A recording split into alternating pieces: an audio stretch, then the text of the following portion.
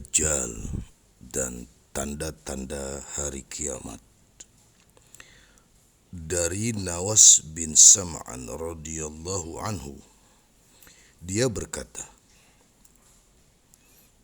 pada suatu pagi Rasulullah sallallahu alaihi wasallam bercerita tentang Dajjal. Ada kalanya beliau memelankan suaranya, dan pada saat tertentu beliau mengeraskannya, sehingga kami menyangka bahwa Dajjal itu berada di kebun kurma atau dekat kami. Saat kami beristirahat, beliau menangkap perasaan kami tersebut. Beliau bertanya, "Ada apa dengan kalian?" Kami menjawab, "Wahai Rasulullah, engkau bercerita tentang Dajjal. Ada kalanya engkau memelankan suara, dan pada saat yang lain engkau mengeraskannya, sehingga kami menyangka bahwa Dajjal itu berada di kebun kurma atau dekat kami." Maka beliau bersabda, "Selain Dajjal, ada yang masih aku takutkan menimpa kalian.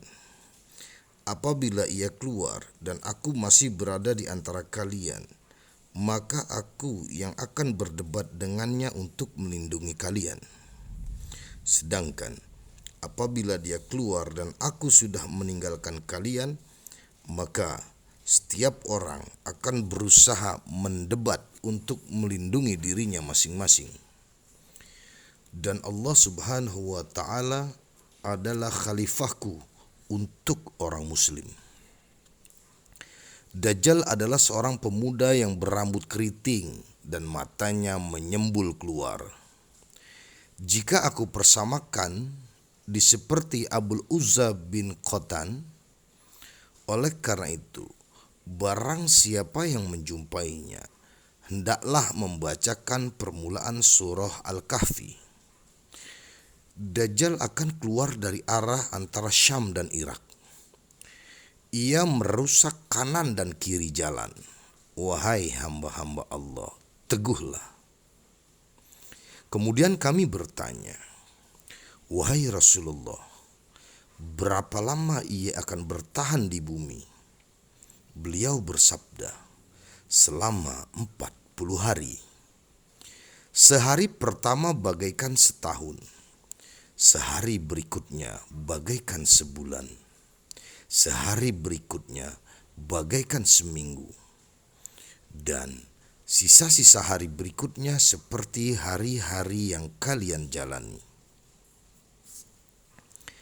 Kami bertanya lagi, "Wahai Rasulullah, apakah pada hari yang lamanya seperti setahun itu cukup dengan sehari sholat kami?" Beliau menjawab, "Tidak." "Maka buatlah perkiraan untuk waktu sholat." Kami bertanya lagi, "Wahai Rasulullah, seperti apa kecepatannya di muka bumi?" Beliau menjawab, "Seperti hujan yang ditiup angin. Dia mendatangi suatu kaum dan mengajak mereka. Kaum itu pun mempercayainya dan mengikuti ajakannya.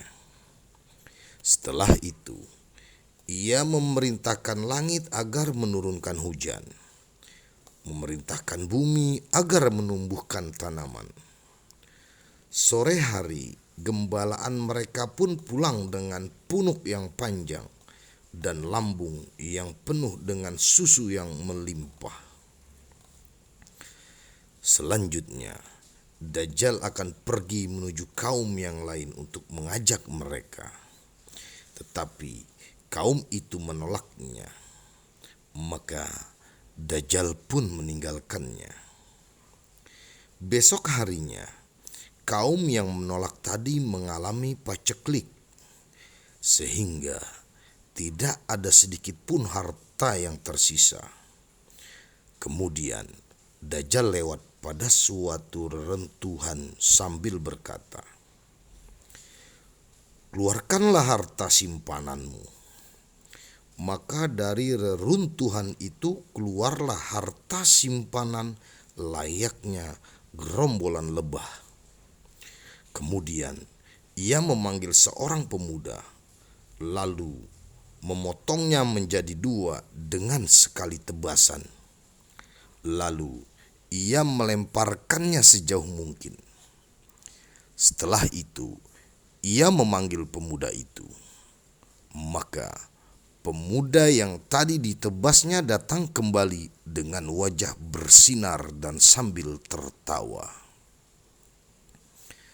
Dalam pada itulah Allah Subhanahu wa Ta'ala menurunkan Al-Masih bin Maryam.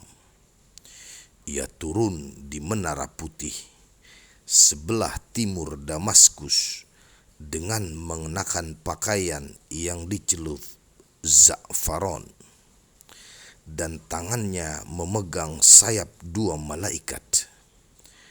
Apabila ia menundukkan kepala, maka air akan tercurah, dan apabila ia mengangkat kepalanya, maka air tersebut berluncuran laksana mutiara. Orang kafir yang mencium bau nafas beliau pasti mati.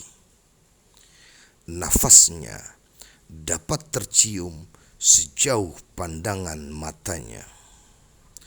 Kemudian dia mencari Dajjal dan menemukan di Babulud. Kemudian membunuhnya. Setelah itu beliau didatangi kaum yang dijaga oleh Allah Subhanahu wa Ta'ala dari kejahatan Dajjal. Beliau mengusap wajah mereka dan memberitahukan tingkatan mereka di surga. Dalam keadaan demikian, tiba-tiba Allah Subhanahu wa Ta'ala memberikan wahyu. Sesungguhnya aku telah mengeluarkan hamba-hambaku. Tidak ada seorang pun yang sanggup membunuhnya. Maka jaga dan kumpulkanlah hamba-hambaku di Gunung Tur. Kemudian Allah Subhanahu wa Ta'ala membangkitkan Ya'juj dan Ma'juj yang dengan cepat turun dari tempat-tempat yang tinggi. Ketika yang terdengar dari mereka melewati danau Tabaraya, mereka meminum apa yang ada di sana. Pada saat barisan terakhir lewat, mereka berkata, sesungguhnya di tempat ini pernah terdapat air. Sedangkan Nabi Allah Isa dan sahabat-sahabatnya berdoa kepada Allah Subhanahu wa Ta'ala. Maka Allah Subhanahu wa Ta'ala mengirim ulat ke tengkuk Ya'juj dan Ma'juj, sehingga keduanya mati seperti matinya satu jiwa. Setelah itu, Nabi Allah Isa turun ke bumi bersama dengan sahabat-sahabatnya. Mereka tidak menemukan sejengkal tanah pun di atas bumi yang terkena oleh bangkai Ya'juj dan Ma'juj, melainkan berbau busuk. Maka Nabi Isa beserta para sahabatnya berdoa kepada Allah Subhanahu wa Ta'ala, dan Allah Subhanahu wa Ta'ala mengirim burung sebesar leher unta yang membawa mayat Ya'juj dan Ma'juj, lalu membawanya dan melemparkannya di tempat yang dikehendaki Allah Subhanahu wa Ta'ala. Kemudian Allah Subhanahu wa Ta'ala menurunkan hujan yang membanjiri rumah dari tanah ataupun dari bulu, sehingga air hujan itu mencuci bersih bumi layaknya kaca yang bening kembali. Kemudian diperintahkan kepada bumi, tumbuhkanlah buah-buahmu dan kembalikanlah keberkahanmu. Maka pada hari itu serombongan orang memakan buah delima dan berteduh di bawah kelopaknya, dan juga diberkahi air susu seekor unta yang mencukupi untuk orang banyak dalam rombongan tersebut,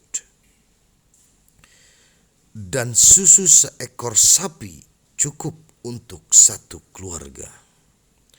Allah Subhanahu wa Ta'ala mengirim angin yang menebar wangi. Angin tersebut menghembus di bawah ketiak mereka.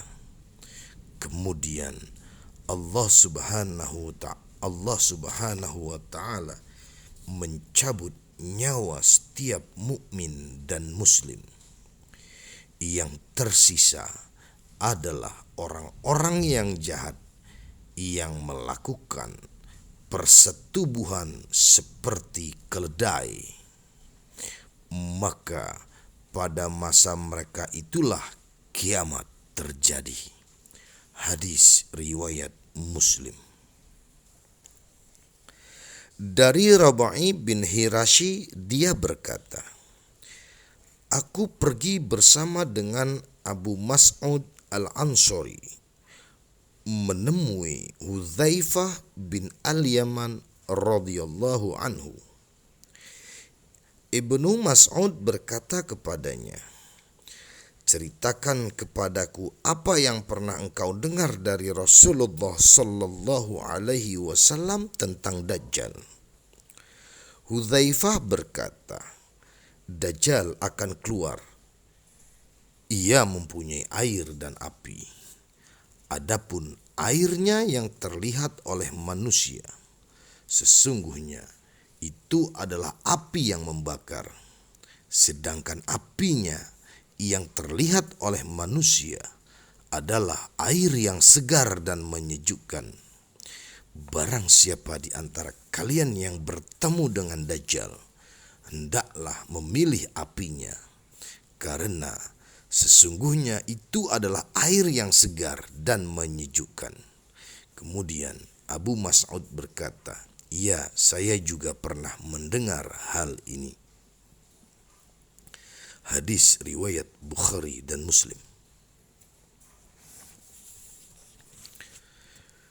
Diriwayatkan dari Abdullah bin Amr bin Al-Ash radhiyallahu anhu, dia berkata, Rasulullah sallallahu alaihi wasallam bersabda, Dajjal akan keluar di tengah-tengah umatku dan akan tinggal selama 40. Atau perawi mengatakan, aku tidak tahu apakah 40 hari, 40 bulan, atau 40 tahun. Kemudian Allah Subhanahu wa Ta'ala mengutus Isa bin Maryam. Ia mencarinya untuk membinasakannya. Setelah itu, manusia akan tinggal di bumi selama 7 tahun tanpa ada permusuhan. Walau di antara 2 orang sekalipun. Kemudian Allah Subhanahu wa Ta'ala mengirim angin lembut yang berhembus dari arah Syam. Maka tidak ada seorang pun yang di dalam hatinya terdapat keimanan walau sebiji sawi, melainkan dia akan mati.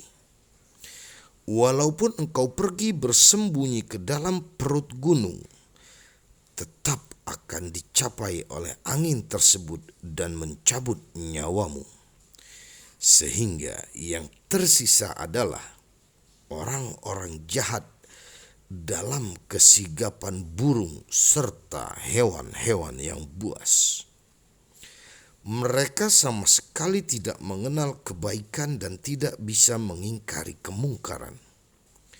Maka setan menjelma dalam rupa manusia, kemudian berkata kepada mereka, "Tidakkah kalian mau memerintahkan mereka agar menyembah berhala?" Sedang pada waktu itu rezeki mereka berlimpah dan kehidupan mereka terjamin. Maka ditiuplah sangkakala, sehingga tidak ada yang mendengarnya kecuali mendengarkannya dengan penuh kesungguhan. Orang pertama yang mendengarnya adalah mereka yang tengah memperbaiki sawah, lalu mati, disusul oleh kematian seluruh manusia.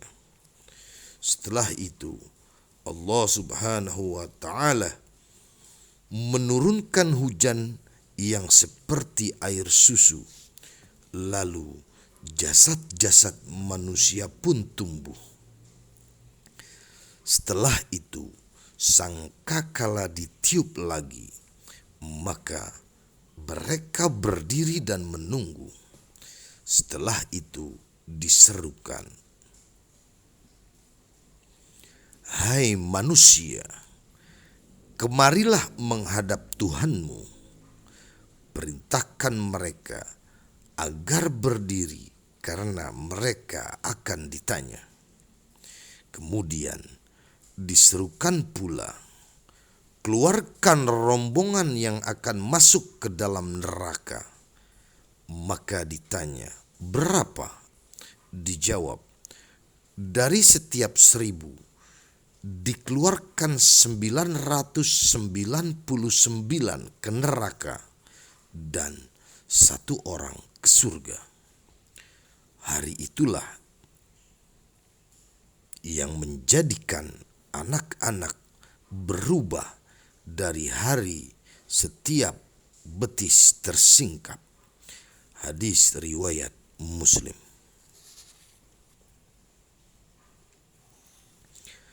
Dari Anas radhiyallahu anhu dia berkata, Rasulullah sallallahu alaihi wasallam bersabda, "Tidak ada suatu negeri pun yang luput dari perjalanan Dajjal, kecuali Mekah dan Madinah. Dajjal juga tidak dapat melewati pegunungan Mekah dan Madinah, karena di sana malaikat berbaris menjaganya. Maka Dajjal berhenti di tanah yang lembab, kemudian Madinah. Lalu ia menggoncang Madinah 3 kali. Lalu Allah Subhanahu wa Ta'ala mengeluarkan orang-orang kafir dan munafik dari Madinah." Hadis riwayat Muslim.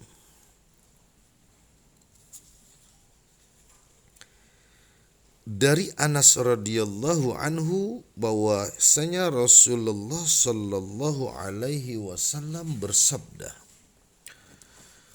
"Orang Yahudi Asfahan sebanyak 70.000 orang lengkap dengan pakaian seragamnya akan senantiasa menyertai Dajjal."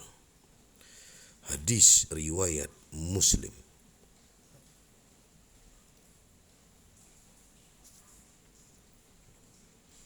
Dari Ummu Syarik radhiyallahu anha bahwa ia mendengar Rasulullah sallallahu alaihi wasallam bersabda, "Sungguh manusia akan melarikan diri dari Dajjal hingga ke gunung-gunung." Hadis riwayat Muslim. Dari Imran bin Husain radhiyallahu anhu dia berkata,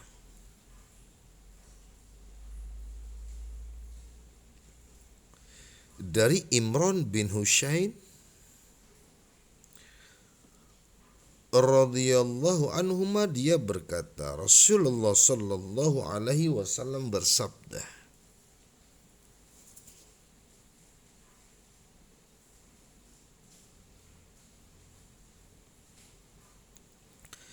Tidak ada makhluk pun sejak diciptakannya Nabi Adam alaihissalam sampai hari kiamat yang besarnya melebihi Dajjal. Hadis riwayat Muslim.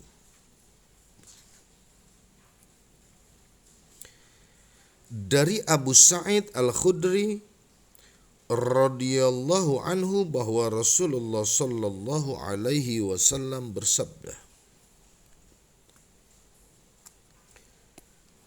ketika Dajjal keluar, seorang lelaki mukmin menghadapinya. Kemudian ia disambut oleh para pengawalnya dengan pedang terhunus. Mereka bertanya, "Hendak kemana engkau?" Dia menjawab, "Saya ingin bertemu dengan orang yang keluar ini atau Dajjal." Mereka bertanya lagi, "Apakah engkau beriman kepada Tuhan kami?" Dia menjawab, "Tidak ada yang tersembunyi dari Tuhan kami." Mereka berkata lagi,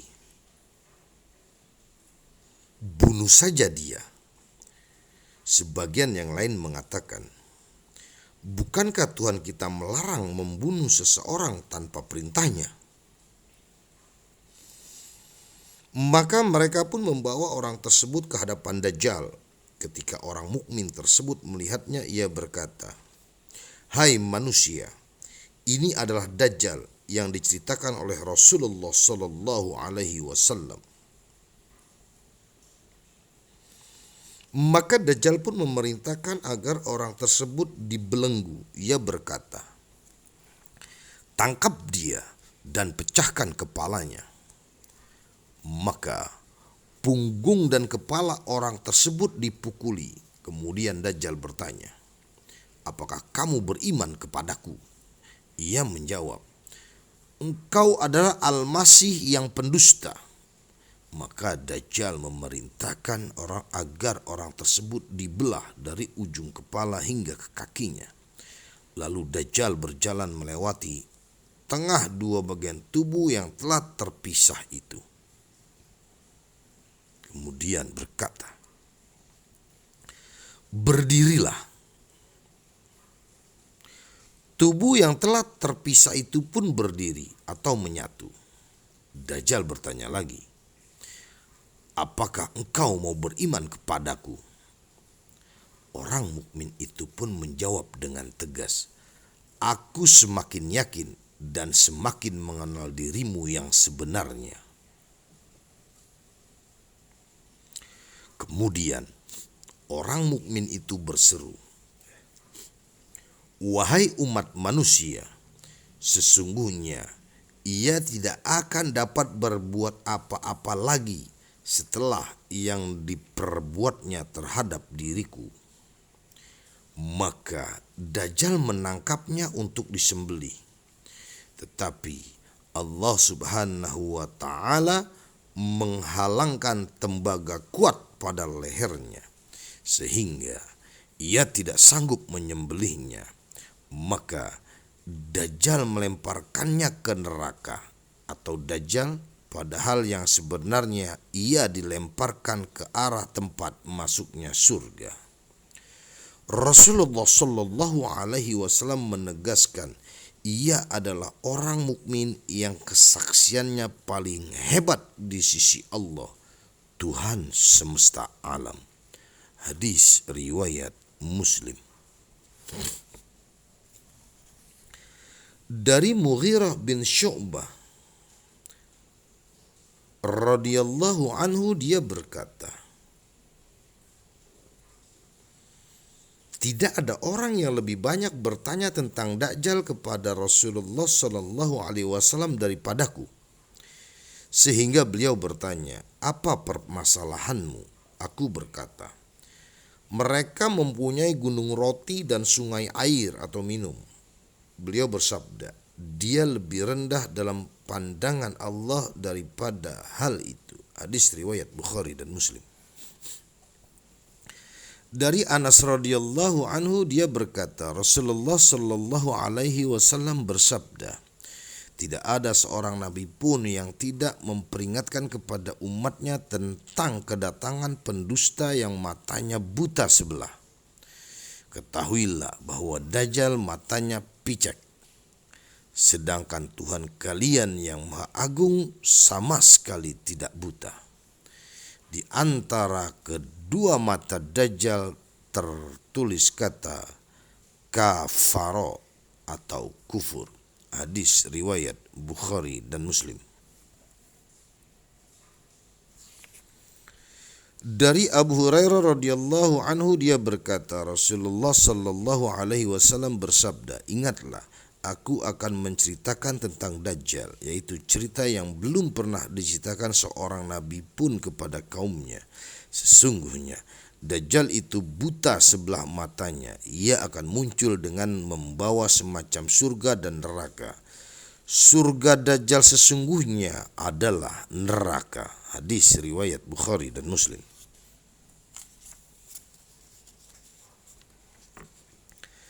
Dari Ibnu Umar radhiyallahu anhu bahwa Rasulullah sallallahu alaihi wasallam bercerita tentang Dajjal di hadapan orang banyak. Beliau bersabda, sesungguhnya Allah subhanahu wa ta'ala tidaklah buta sebelah. Dan ingatlah oleh kalian bahwa yang buta mata sebelah kanannya adalah Al-Masih Dajjal. Dan matanya seperti buah anggur yang menyembul. Hadis riwayat Bukhari dan Muslim. Dari Abu Hurairah radhiyallahu anhu bahwa Rasulullah sallallahu alaihi wasallam bersabda, kiamat tidak akan terjadi sebelum kaum muslimin memerangi kaum Yahudi, sehingga orang-orang Yahudi bersembunyi di balik batu dan pohon.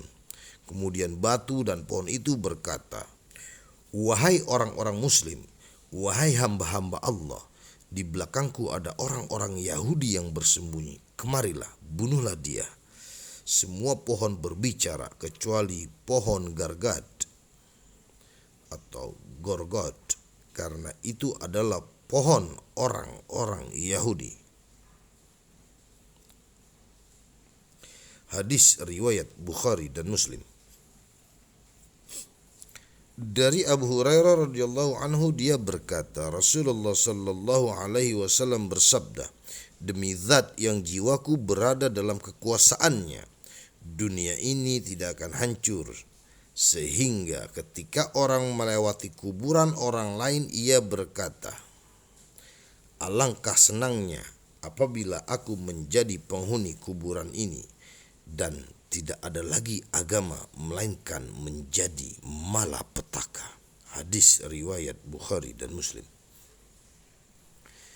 Dari Abu Hurairah radhiyallahu anhu dia berkata, Rasulullah sallallahu alaihi wasallam bersabda, kiamat tidak akan terjadi sehingga sungai Efrat memperlihatkan bukit emas yang menimbulkan peperangan, di mana dari 100 orang akan mati sebanyak 99 orang, dan setiap orang dari mereka mengatakan, semoga saya yang selamat.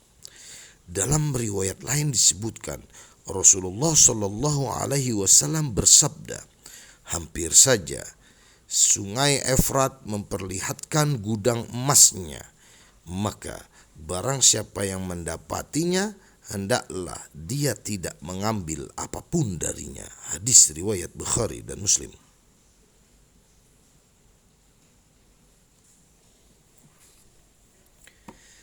Dari Abu Hurairah radhiyallahu anhu dia berkata, aku mendengar Rasulullah sallallahu alaihi wasallam bersabda, orang-orang akan meninggalkan kota Madinah dalam keadaan yang sangat baik. Tidak ada yang ketinggalan kecuali binatang dan burung-burung yang bisa mencari makan ke sana kemari. Orang terakhir yang meninggalkan Madinah adalah 2 penggembala dari Muzairah yang masuk ke Madinah memanggil-manggil kambingnya. Tiba-tiba mereka bertemu dengan binatang buas, sehingga ketika mereka sampai di Thaniyatul Wada, mereka jatuh tersungkur. Hadis riwayat Bukhari dan Muslim. Dari Abu Sa'id Al-Khudri radhiyallahu anhu bahwa Rasulullah sallallahu alaihi wasallam bersabda, pada akhir zaman akan ada pemimpin di antara pemimpin-pemimpin kalian yang menabur-naburkan uang yang tidak akan terhitung. Hadis riwayat Muslim.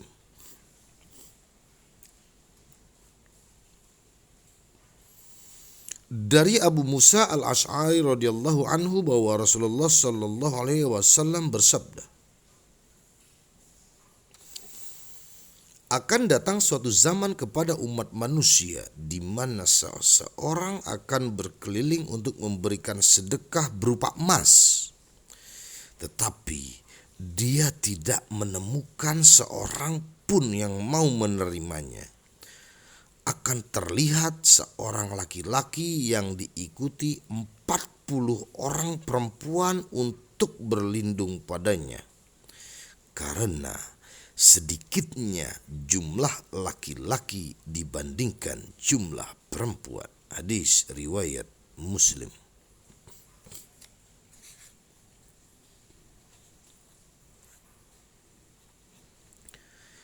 Dari Abu Hurairah radhiyallahu anhu bahwa Rasulullah sallallahu alaihi wasallam bersabda, seorang laki-laki membeli sebidang tanah dari orang lain.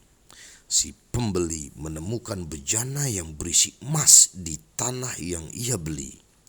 Si pembeli berkata kepada yang menjualnya, ambillah emas itu, karena aku hanya membeli tanahnya dan tidak membeli emasnya. Si penjual menjawab, aku menjual tanah berikut segala yang dikandungnya, jadi emas itu milikmu. Selanjutnya perkara tersebut dibawa ke hadapan hakim. Orang yang mengadili mereka bertanya, apakah kalian berdua mempunyai anak? Salah seorang dari keduanya berkata, aku mempunyai anak laki-laki. Yang satu lagi menjawab, aku mempunyai anak perempuan. Sang hakim pun angkat bicara, nikahkanlah kedua anak kalian, lalu nafkahkan emas tersebut untuk mereka berdua, dan bersedekahlah kalian. Hadis riwayat Bukhari dan Muslim.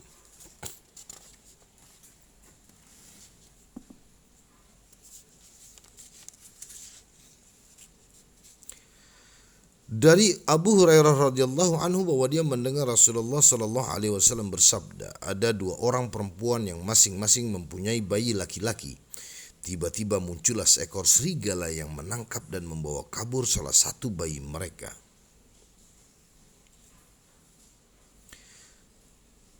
Salah satu dari perempuan itu berkata, serigala itu telah membawa anakmu. Yang satunya lagi mengatakan hal yang sama, rupanya keduanya tidak mau kehilangan anaknya. Kemudian mereka berdua membawa perkara tersebut kepada Nabi Daud alaihissalam. Daud memberikan putusan dengan memenangkan perempuan yang lebih tua di antara keduanya. Lalu keduanya meminta putusan kepada Nabi Sulaiman. Maka Nabi Sulaiman berkata, berikanlah pisau kepadaku, aku akan membelahnya menjadi dua. Ketika wanita yang lebih tua tidak berbuat apa-apa, maka wanita yang lebih muda berkata, tidak, jangan melakukan hal itu. Biarlah bayi itu miliknya. Maka Nabi Sulaiman memutuskan yang sebaliknya. Beliau memberikannya kepada perempuan yang lebih muda. Hadis riwayat Bukhari dan Muslim.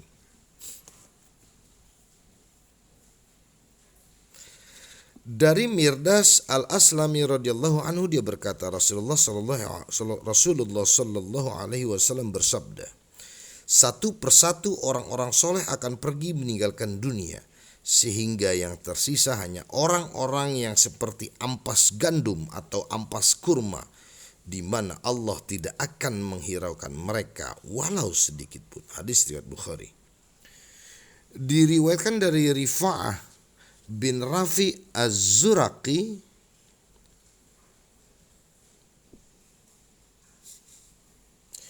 semoga Allah redha kepadanya, dia berkata, Jibril datang menemui Rasulullah sallallahu alaihi wasallam dan bertanya, bagaimana menurutmu tentang orang-orang yang mengikuti perang Badar di antara kamu sekalian?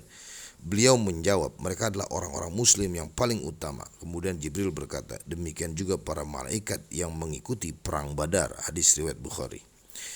Dari Ibnu Umar radhiyallahu anhu dia berkata, Rasulullah shallallahu alaihi wasallam bersabda, apabila Allah Subhanahu wa taala menimpakan satu siksa kepada satu kaum, maka siksaan itu akan menimpa kepada seluruh kaum. Kemudian kelak dia akan membangkitkan mereka sesuai dengan amalnya masing-masing. Hadis riwayat Bukhari dan Muslim. Dari Jabir radhiyallahu anhu dia berkata, terdapat sebuah tonggak yang terbuat dari batang kurma. Tonggak ini biasa dijadikan tempat berdiri Rasulullah shallallahu alaihi wasallam ketika berkhutbah. Ketika mimbar diletakkan, kami mendengar suara seperti rintihan anak unta dari tonggak tersebut. Suara itu membuat Rasulullah SAW turun dan memegang tonggak tersebut sehingga diam.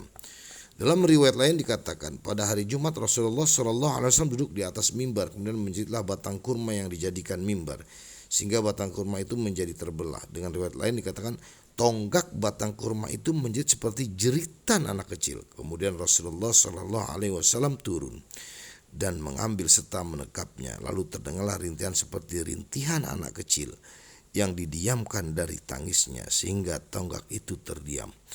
Beliau bersabda, tonggak itu menangis karena mendengar zikir memuji Allah Subhanahu wa taala. Hadis riwayat Bukhari. Dari Abu Sa'labah Al-Khusaini Jursum bin Nashir radhiyallahu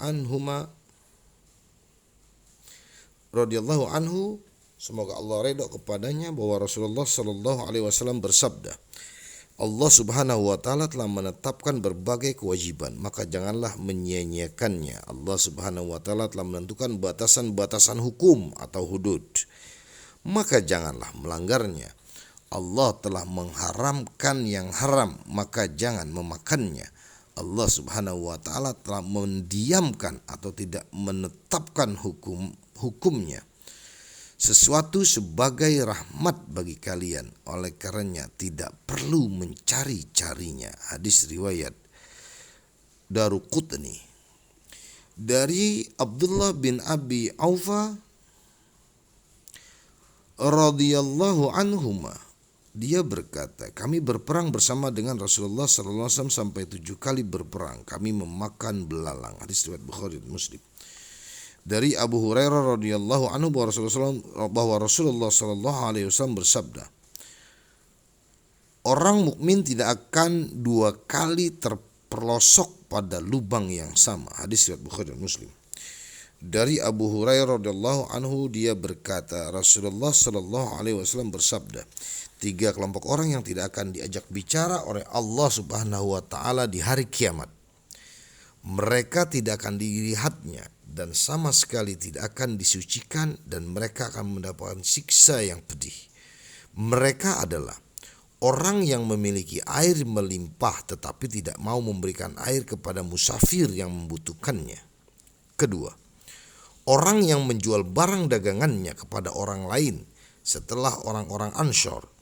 Ia bersumpah atas nama Allah bahwa modal barang tersebut sekian, lalu menyedekahkannya kepada pembeli, padahal yang sebenarnya tidak demikian. Ketiga, orang yang berjanji setia kepada seorang pemimpin hanya demi kepentingan duniawi. Apabila pimpinan itu memberikan harta dunia, maka ia memenuhi janji setianya. Tetapi apabila pemimpin itu tidak memberikan apa-apa, maka ia tidak memenuhi janjinya. Hadis riwayat Bukhari dan Muslim. Dari Abu Hurairah radhiyallahu anhu bahwa Rasulullah SAW bersabda, jarak antara 2 tiupan sangkakala adalah 40. Orang-orang bertanya, wahai Abu Hurairah, apakah 40 hari? Abu Hurairah menjawab, aku tidak menjelaskannya. Mereka bertanya lagi, 40 bulan? Abu Hurairah berkata, aku tidak akan menjelaskannya. Semua anggota tubuh manusia akan hancur kecuali tulang ekor, di mana dari tulang ekor itulah tubuh manusia akan disusun kembali. Kemudian Allah Subhanahu wa taala akan menurunkan hujan dari langit. Lalu bangkitlah semua manusia secara bersamaan seperti tumbuhnya biji tanaman yang disebar. Hadis riwayat Bukhari dan Muslim. Dari Abu Hurairah radhiyallahu anhu, dia berkata, pada saat Rasulullah shallallahu alaihi wasallam berbincang dengan para sahabat dalam suatu majlis, tiba-tiba seorang Arab Badui datang seraya bertanya, kapan hari kiamat akan terjadi? Rasulullah shallallahu alaihi wasallam tetap melanjutkan pembicaraannya. Sebagian orang mulai gaduh. Beliau mendengar apa yang ditanyakan oleh orang itu, tetapi beliau tidak menyukai pertanyaan tersebut. Ada juga yang mengatakan bahwa beliau tidak mendengarnya. Setelah pembicaraan selesai, beliau bertanya, mana orang yang bertanya tentang hari kiamat tadi? Orang yang bertanya berkata, aku wahai Rasulullah.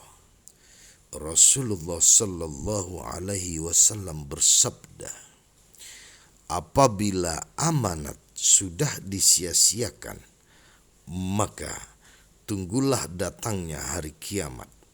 Orang itu bertanya lagi, bagaimana menyia-nyiakan amanat itu?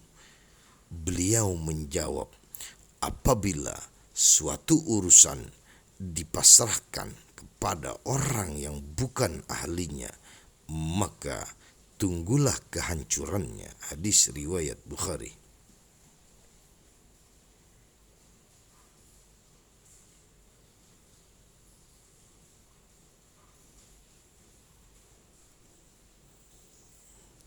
Dari Salman Al-Farisi radhiyallahu anhu, di antara ucapannya adalah, sebisanya engkau jangan menjadi orang yang pertama masuk ke pasar dan jangan menjadi orang yang paling akhir keluar darinya.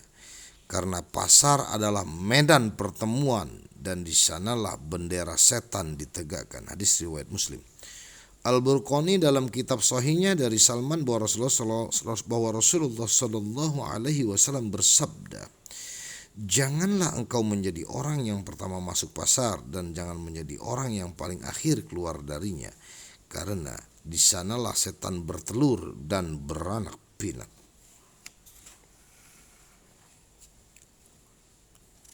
Dari Abu Hurairah radhiyallahu anhu bahwa Rasulullah sallallahu alaihi wasallam bersabda, yang paling Allah cintai dari sebuah negeri adalah masjid-masjidnya, dan yang paling Allah benci adalah pasar-pasarnya. Hadis riwayat Muslim. Dari Ashim Al-Ahwal dari Abdullah bin Sarjis, semoga Allah redha kepadanya, dia berkata, aku berkata kepada Rasulullah sallallahu alaihi wasallam, wahai Rasulullah, semoga Allah Subhanahu wa taala mengampuni engkau. Beliau bersabda, semoga Allah Subhanahu wa taala mengampunimu juga. Ashim berkata kepada Abdullah, apakah Rasulullah sallallahu alaihi wasallam memohonkan ampun untukmu? Abdullah menjawab, iya, dan bagimu pula. Kemudian ia membacakan ayat dalam surah Muhammad ayat 19.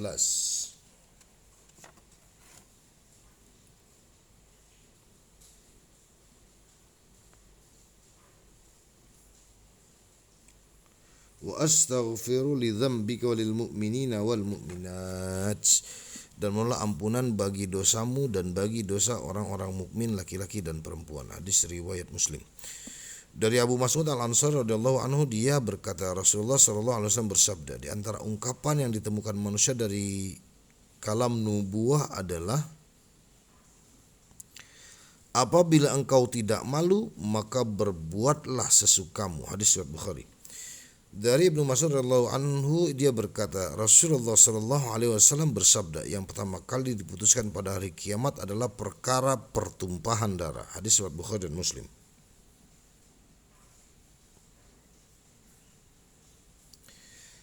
Dari Aisyah radhiyallahu anha, ia berkata, Rasulullah sallallahu alaihi wasallam bersabda, barang siapa yang merasa senang berjumpa dengan Allah, maka Allah akan senang berjumpa dengannya. Barang siapa yang tidak suka berjumpa dengan Allah, maka Allah tidak suka berjumpa dengannya. Aku bertanya, apa yang dimaksud dengan tidak senang bertemu dengan Allah itu, dan apa yang dimaksud dengan tidak senang bertemu dengan Allah itu tidak suka kematian? Bukankah kita semua tidak menyukainya? Beliau bersabda, bukan begitu.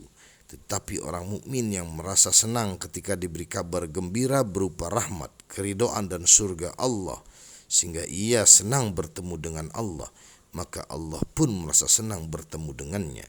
Sedangkan orang kafir yang tidak merasa senang bertemu Allah ketika diberitahu tentang sisa Allah dan murkanya, maka Allah pun tidak senang bertemu dengannya. Hadis riwayat Muslim.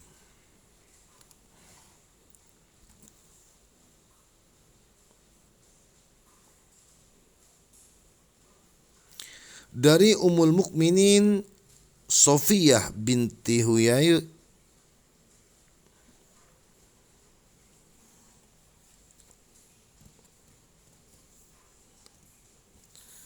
semoga Allah ridho kepadanya, ia berkata ketika Rasulullah Shallallahu Alaihi Wasallam sedang i'tikaf di suatu malam, aku menemui beliau. Setelah selesai berbicara dengan beliau, aku pun bangkit untuk kembali. Beliau ikut bangkit dan mengantarkanku pulang. Saat itu ada dua sahabat Ansor yang lewat. Saat melihat Rasulullah, mereka mempercepat langkah kakinya. Rasulullah Shallallahu Alaihi Wasallam bersabda, berhenti. Ini adalah Sofiyah binti Huyai. Lalu mereka berkata, Maha suci Allah wahai Rasulullah.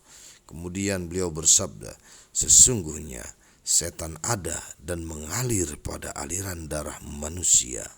Sungguh aku khawatir setan menyisipkan kejahatan pada hati kalian, atau ia membisikkan sesuatu yang buruk kepadamu. Hadis riwayat Bukhari dan Muslim. Demikian diambil dari kitab Riyadhus Shalihin, Perjalanan Menuju Taman Surga, karya Al-Imam Nawawi. Mari kita membaca suratul Fatihah untuk Al-Imam Nawawi. Bisiri asrarul Fatihah. A'udzubillahi minasyaitonir rajim. Bismillahirrahmanirrahim. Alhamdulillahirabbil alamin. Arrahmanirrahim. Maliki yaumiddin. Iyyaka na'budu wa iyyaka nasta'in. Ihdinas siratal mustaqim. Siratal ladzina an'amta 'alaihim ghairil maghdubi 'alaihim waddallin. Amin. Bismillahirrahmanirrahim. Alhamdulillahirabbil alamin. Arrahmanirrahim. Maliki yaumiddin. Iyyaka na'budu wa iyyaka nasta'in. Ihdinas siratal mustaqim. Siratal ladzina an'amta 'alaihim ghairil maghdubi 'alaihim waladdallin. Amin. Assalamu alayka ayyuhan nabiyyu wa rahmatullahi wa barakatuh. Assalamu alayka ayyuhan nabiyyu wa rahmatullahi wa barakatuh. Assalamu alayka ayyuhan nabiyyu wa rahmatullahi wa barakatuh. Assalamu alayka ayyuhan nabiyyu wa rahmatullahi wa barakatuh. Demikian, mohon maaf atas kesalahan dan kekhilafan. Semoga video ini membawa manfaat khususnya bagi kami dan para pendengar umumnya. Wassalamualaikum warahmatullahi wabarakatuh.